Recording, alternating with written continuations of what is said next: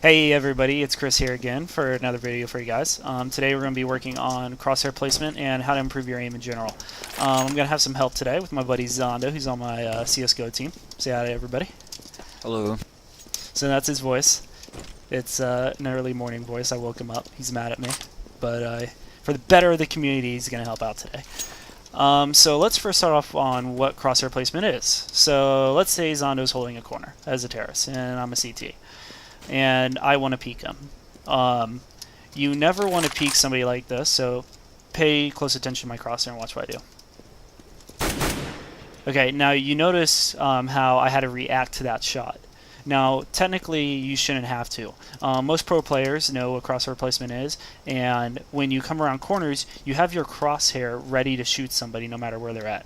So, for instance, let's say I know Zondo's there. Let's say I was just battling him for a second and he shot again, so I know he's on that corner for sure.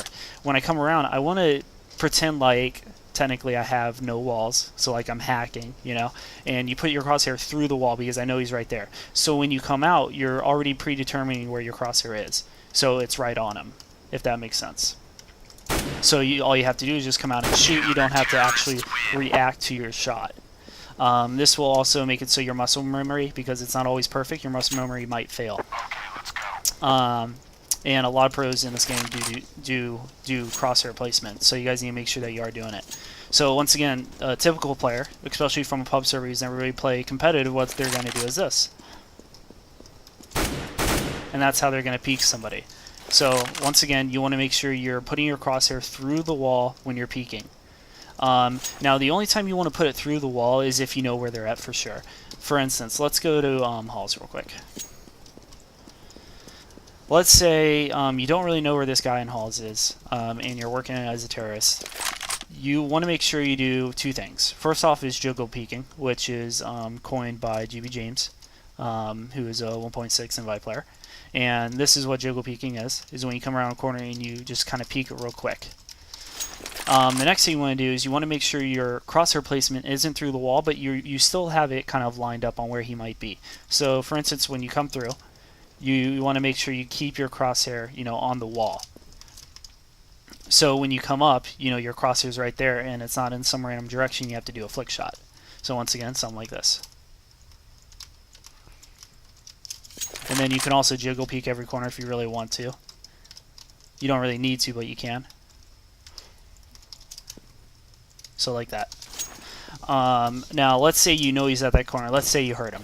Obviously in that position you can go ahead and look through the wall, and I would pre-fire like that. So you notice I hit him really quick, and most likely he probably couldn't react to that shot, my first click there, because whenever you peek in this game you have the advantage. So it's always good to make sure you're peeking players randomly.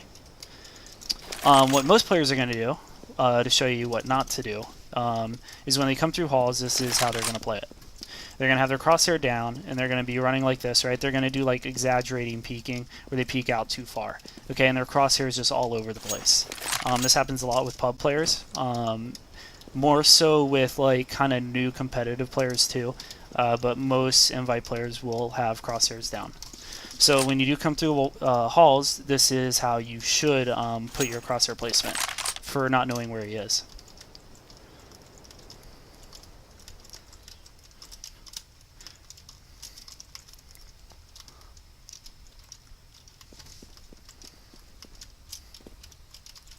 Now another thing too, what I just did there, you can even see it's out of habit. I put my crosshair through this wall because I think he would be there. Now what a lot of good players will do is they'll come up, yeah, perfect. They'll come up to a dark spot, come a little further. Yeah, so they'll scoot up to this far, because you'll see what happens again. If I do this, he has the advantage because now I have to pull my crosshair all the way over to the left. So when you come to this corner, if you guys can break habits just like what I just did there, you want to peek like with your crosshair coming around the corner, like that. So that's just an example in halls how you probably should take it with crosshair placement. And let's go look at another one. So follow me, Zondo. Let's go over to Banana. Now this is going to be a perfect example on ground level. If you guys haven't noticed that in this game, just like Source, the ground level is going to be different heights. So when you're running around, you're going to have to adjust your crosshair placement for what you're doing. Because you can see just right here, if you watch my crosshair, I won't move it, how much it goes up and down with the level.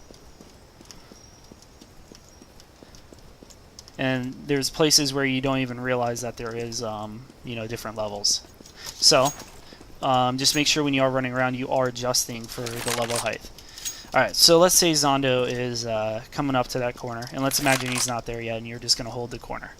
Another thing about crosshair placement is, where do you actually place your crosshair on the up and down axis and the left and right axis?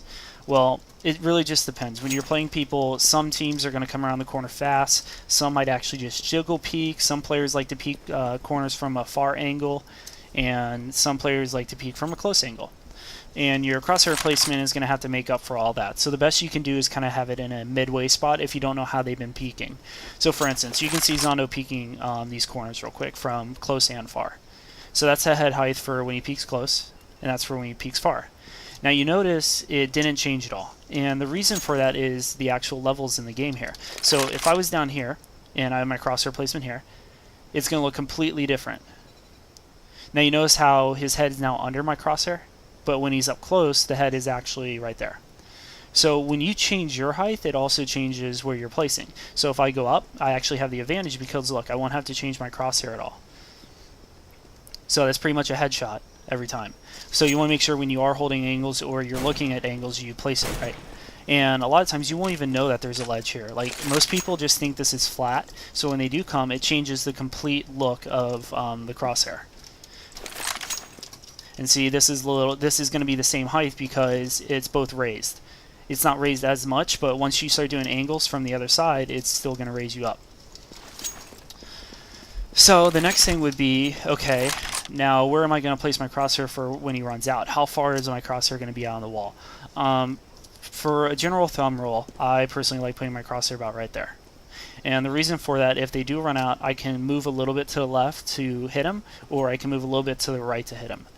Now, when you are playing scrims, you want to watch what the other team's doing, especially on how they're working, because there could be a lot of people who like to work up close angles, and they'll just repetitively do that because that's what they're comfortable with and that's what works for them.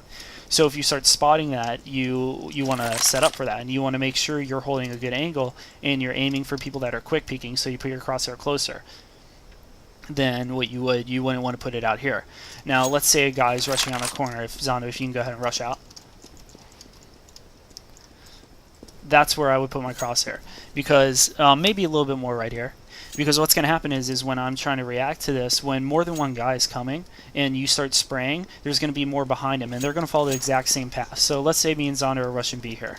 This is exactly what most of them will do.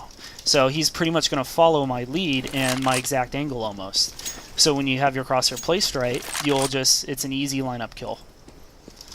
And I think that's pretty much it with crosshair placement. If you guys have any questions, just leave a comment and I'll try and answer them for you. The next thing would be how to improve your aim. Well, crosshair placement is going to be probably 80% of that. It really means a lot, and I think Zondo would agree. Especially coming from Call of Duty to CS, he definitely noticed the difference in it. I believe Call of Duty was more about reaction shots, right, Zondo? 100% sure. Yeah, so in this game, you definitely want to worry about putting your crosshair everywhere, and don't rely on your muscle memory. Now, the best way to get aiming, in my personal opinion, is just playing, going in pubs. You could even play versus bots just to get it down. Another technique that I used to do a long time ago is, let's say you pick something on a wall, let's say like this window, and you act like this middle part here is the actual body of a model. If you're just sitting here and you want to practice your reaction shot, you could just slowly start out by doing this.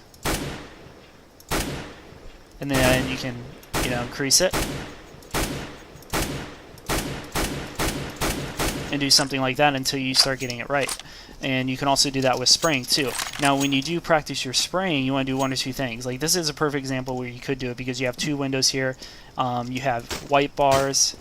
So let's say there's 4 models there on each white bar. When you're spraying, you want to shoot about 3 or 4 spray shots in each one of these white bars, so something like this. Times entered channel. So you move it around so you can actually try and control your spray pattern. But other than that, I hope you guys enjoy the video and have a good day. See ya.